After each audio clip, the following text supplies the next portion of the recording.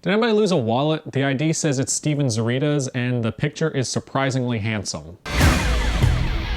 Hey guys, welcome to episode 2 of Ranger Recap. I'm Steven Zurita, and this week we're covering the second episode of Power Rangers DINO SUPERCHARGE, Forgive and Forget, which was very, very well titled because the plot of this episode is the Rangers forget who they are and Riley has to forgive his high school bully. That's pretty clever. They revive an old monster and redesign his venom to make anybody who drinks it or is infected with it forget who they are. So their plan is to make the Power Rangers forget who they are, and then Heckle can just go in and then grab the Energems because the Rangers don't know what an Energem is. Of course, Snide thinks that takes way too long, so he just goes and contaminates the entire Amber Beach water supply with it just to make sure the Rangers will drink the water. So Heckle's kind of going, hey, why don't you drink this water? And Snide's just, I'm gonna make it to where everybody drinks this. So basically, everybody in the entire city starts forgetting who they are, specifically everybody in a marathon. And Riley's in a marathon to prove that he is better than his old high school bully who's also running the marathon. Heckle and Snide aren't on the same page with how their plan should go, so Snide sent in a monster without Heckle knowing. The monster attacks and Heckle says, this isn't the plan. And of course Riley's saying like, hey, here, hide behind this. I'll take care of this. The monster launches a poison dart at Riley, and then Heckle decides to modify Snide's plan and jumps in the way and takes the dart. The Rangers show up, help him out, demorph, and he finds out who the Power Rangers are, and the Rangers say, oh no, our friend Heckle's hurt, he doesn't remember who he is, we've got to take him back to the base to help him regain his memory. Now this is where it's a little unclear because I can't tell if he's playing along with that he forgot who he is or if he legit forgot who he is. Because there's a moment when the Rangers take him to the big T-Rex head and he kind of smiles and his face says, oh yes, this is it. But it could also be, oh wow, this is cool, or just an honest, if he completely forgot who he was and he knows he's with the Power Rangers, he could honestly be thinking, oh wow, I'm gonna see a secret base, this is so cool. Whatever the motivation was is unclear, but he does get into the secret base, which is funny because last episode in the season premiere I said, we're gonna see him in the secret base at some point because we saw it in the previews, and here we are in the second episode and he's already in the secret base.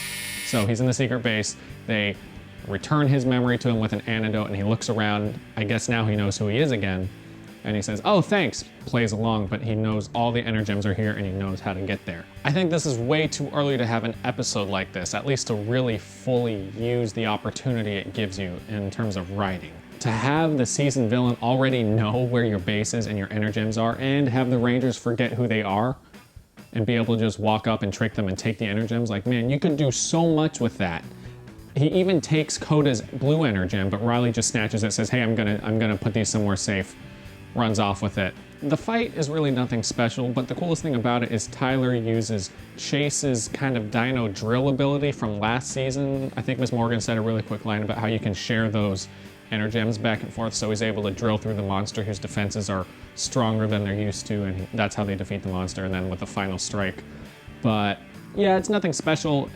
I thought the whole conflict with Heckle knowing who the Rangers are and where their base is and everybody forgetting their memories, I thought that was way more interesting than the fight this time around, which again, it's unfortunate that they didn't use that to its fullest extent. Plot holes. This whole, in addition to not being used well, memory loss thing is still a little unclear of how the rules to it work. Conveniently, they accidentally put the venom that makes you forget in the drinks that they're toasting with, so they all drink it. They forgot everything about what happened that day. But it's oddly specific that it's just that day. He only forgot where the Rangers' base is, but he didn't forget who he is or what his mission is. Whereas I think earlier on in the episode, if he truly forgot when he was infected by the poison dart, he seemed to forget everything except the basics.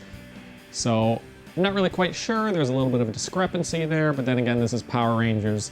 And in the large scheme of Power Rangers, this is a small discrepancy compared to what they've had before. I want to talk some more about Heckle because Heckle is shaping up to be my favorite part of the season.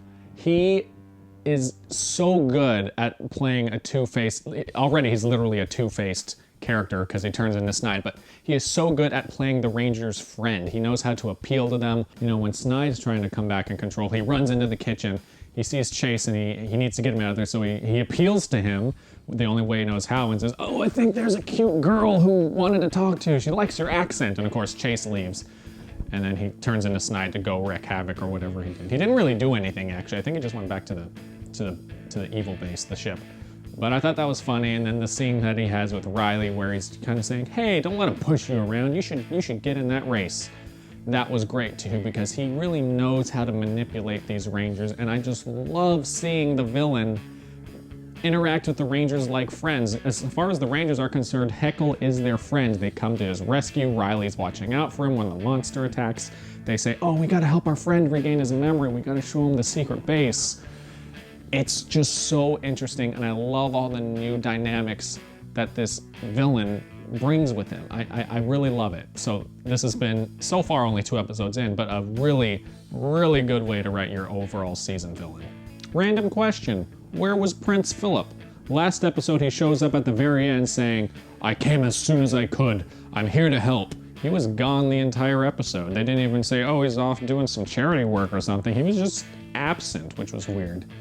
Again, missed opportunity. He could have been the one person to come back along with Riley and still have his memories, and the 2 of them could have been the ones to fight the monster, and then they say, oh, we can't do this alone, we have to find a way to get the antidote to everybody. Or maybe Miss Morgan's working on the antidote while the 2 of them distract the monster and buy time. Again, you could have had a lot of opportunities with this whole Rangers forgetting stuff, and I just thought it wasn't used as best as it could be. Riley has that really nice, touching moment with his old high school bully who, and I kind of predicted this is what would happen, says, you know, I kind of bullied you because I was always jealous of you. You were smarter than me, studying worked better for you. That's why I always called you Brainiac. And then they kind of reconcile, and then he sticks up for Riley. He says, hey, this is the smartest guy I know. If he says, don't drink that water, don't drink that water. Here, Riley, let me help you out. They have a nice bonding moment. And then they even decide to cross the finish line to the marathon together. And I thought it was really funny that they were last. They were arguing over who should be second to last or last. Hey, you go for it, you earned it. No, man, you were helping people, you should go for it. Well, I really want to be last, so you go first. Well, what if I want to be last? You go first. Let's be last together. Anyways, fun episode, good episode, but a lot of wasted potential. This could have been an amazing episode, especially if it took place later on in the season where the events that took place in it could have had a lot more weight to the overarching plot instead of just being dismissed with a Deus Ex Machina at the end so everybody can just forget where the secret base is and go back to the way things were. So we got 2 new uses of power-ups in this episode. We got the DINO Superdrive, and we have Tyler using the Black Ranger's drill attack. I want to know which of those 2 you thought was cooler in the comments below. Give me a thumbs up if you liked this Ranger recap. Thanks for watching, guys. Be sure to subscribe for new vids and laughs every Thursday and Ranger recaps every Saturday. I'm Steven Zurita, and punch it! Whoosh.